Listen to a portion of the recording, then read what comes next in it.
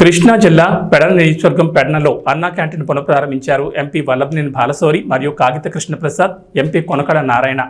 Pedana bus stand సెంటర్లో అన్నా క్యాంటీన్ను ribbon cut చేసి ప్రారంభించి అల్పాహారాన్ని ప్రజలకు వడ్డించారు ఎంపీ బాలశౌరి మరియు కాగిత కృష్ణప్రసాద్, కొనకళ్ళ నారాయణ.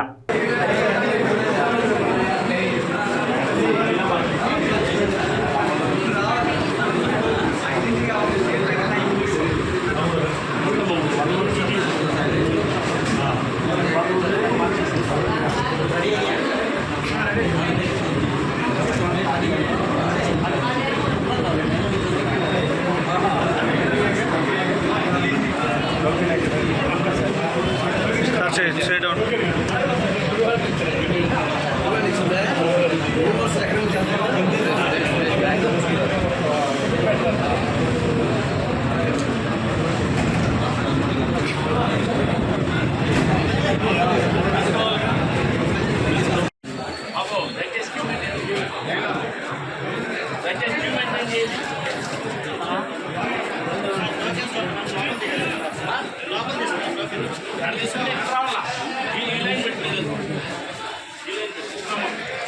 ఒకటే ఇచ్చాడే అది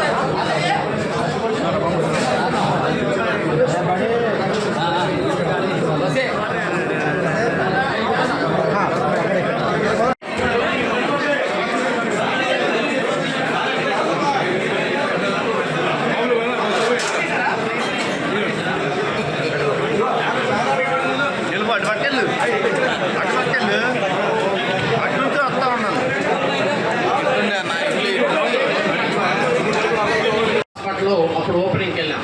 హాస్పిటల్ అయితే బ్రహ్మాండంగా ఉంది, కానీ అది బండుపల్లి పక్కనే ఉంటుంది. యాక్చువల్గా పుత్తూరు మండలం, కానీ అక్కడ దాంట్లో ఎక్విప్మెంట్ లేవు. సిఎస్ఆర్ నిధుల నుంచి దానికి 1,25,00,000 రూపాయలు ఆ హాస్పిటల్ ఎక్విప్మెంట్స్ కూడా తీసుకొస్తా ఉన్నాం.